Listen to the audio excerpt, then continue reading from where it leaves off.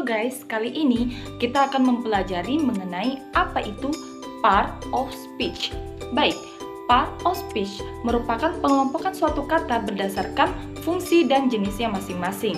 Di mana dalam pembelajaran bahasa Inggris seringkali kita menemukan atau cenderung menemukan adanya adjective, verb, adverb, pronoun, dan lain sebagainya. Nah, ini merupakan komponen penting di dalam pembentukan suatu kalimat. Sama saja ketika kita belajar bahasa Indonesia. Tentunya dalam pembentukan kalimat dalam bahasa Indonesia tentunya memerlukan sebuah kata sifat, kata kerja, kata keterangan, dan lain sebagainya. Baik, untuk penjelasan lebih lanjut mengenai part of speech akan dijelaskan oleh teman-teman dari Ristik sekalian. Kali ini saya akan menjelaskan tentang part of speech yang bagian noun atau kata benda. Nah, menurut Kamus Oxford, a noun is a word used to refer people, animals, inject, substance, state, events, ideas, and feelings. Jadi, kata benda ini merupakan kata benda yang biasanya digunakan untuk menamai orang, menamai binatang, objek ataupun benda, substansi ataupun state ataupun tempat, event kejadian ataupun peristiwa, ide atau ideas, dan juga perasaan. For example, dog yaitu anjing, man yaitu laki-laki, and then book atau buku, pen pulpen, bag atau tas, dan ide atau ideas, dan lain-lain. Kata benda juga dibagi menjadi dua, yaitu countable nouns dan uncountable nouns. Nah, kalau countable nouns are for things we and count using numbers. Maksudnya adalah kata benda yang bisa dihitung menggunakan angka atau nomor. Contohnya, one dogs atau seekor anjing, and two dogs atau dua anjing. Maksudnya bisa dihitung menggunakan angka atau nomor.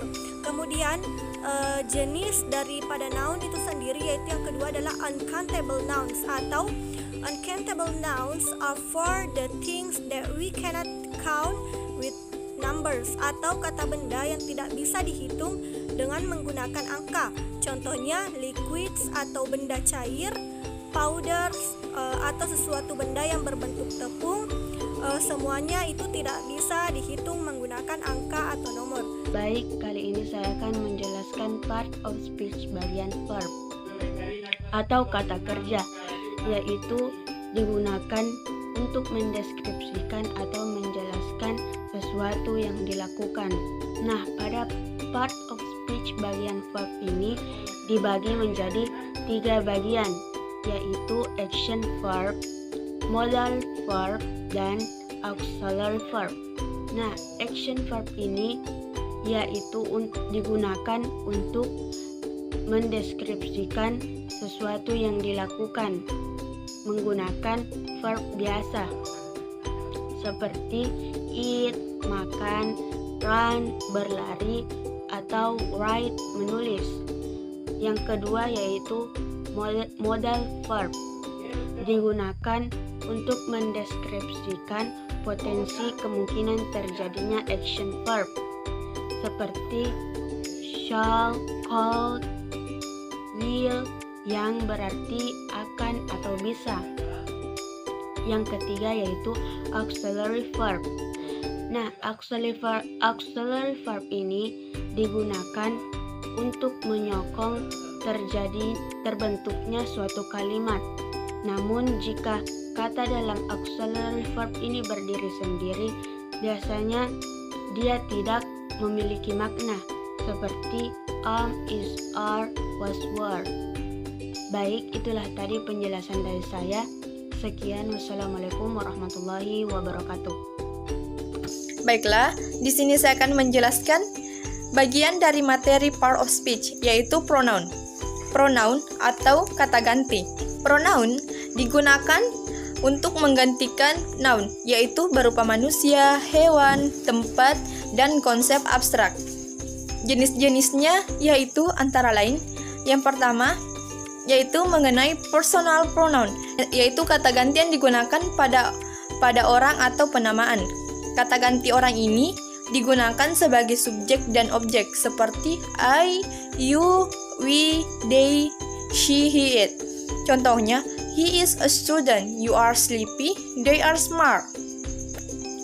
Yang kedua yaitu refleksi pronoun dan intensive pronoun, yaitu kata ganti yang menunjukkan kegiatan untuk pelaku sendiri dalam kalimat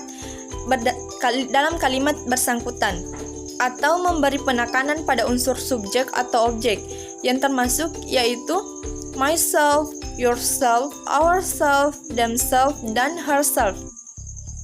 Contohnya yaitu she just cared to herself in this time.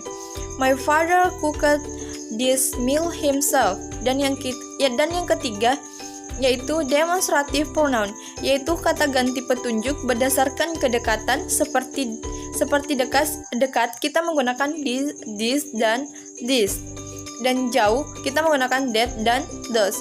Contohnya itu this is my mother, that book is yours. Dan yang keempat yaitu interrogative pronoun, yaitu kata yang mempertanyakan orang atau benda. Contoh antara lain yaitu who, what, which, whom, dan whose. Example, who did you call? What did you order? Dan yang kelima yaitu indefinite pronoun, tidak spesifik atau tunggal dan jamak, yaitu kata ganti yang mengacu pada seseorang atau sesuatu yang dianggap, seperti another, anything, everything, everyone, dan someone. Contohnya yaitu everyone is sleeping in my bed, someone is sleeping in my bed. Thank you. Halo guys, nah di sini saya akan menjelaskan sedikit materi terkait adjektif. Nah, apa sih itu adjektif? Adjektif adalah suatu kata yang digunakan untuk menjelaskan suatu sifat benda. Misalkan benda tersebut berbentuk kotak, panjang, berwarna biru, berwarna merah, benda tersebut besar, kecil, panas atau dingin, dan sebagainya. Jadi adjektif itu menggambarkan sebuah noun dengan menjelaskan atau memberikan informasi terhadap objek ukuran, warna, bentuk, atau asal ya. Nah, jadi adjektif itu merupakan kata sifat yang digunakan untuk menjelaskan suatu sifat dari hal tertentu ya. Contoh kalimat adjektif itu seperti ini ya. Misalkan it's a big table. Nah, adjektif dari kalimat it's a big table ini yaitu big ya. Jadi big ini merupakan kata sifat karena kata big ini menjelaskan bahwa table ini besar ya. It's a big table. Itu adalah meja yang besar. Hello, selanjutnya ada adverb. What is adverb? Apa itu adverb? Adverb adalah kata keterangan yang mendeskripsikan verb, kata kerja, atau bisa juga adjective. So, what is the example? He eats slowly. Dia laki-laki makan dengan pelan. Bisa juga she speaks loudly. Dia perempuan bicara dengan keras. Ada beberapa adverb di dalam pembagiannya. Contohnya ada adverb of time. Adverb of time adalah adverb yang menyatakan waktu di dalam suatu kejadian atau peristiwa. Contohnya she cooks in the morning. Dia perempuan memasak di pagi. Dia perempuan memasak pagi hari. Dan juga ada yang namanya adverb of place. Adalah adverb yang menyatakan tempat di dalam suatu kejadian atau peristiwa. Contohnya I cooks in the kitchen. Saya memasak di dapur.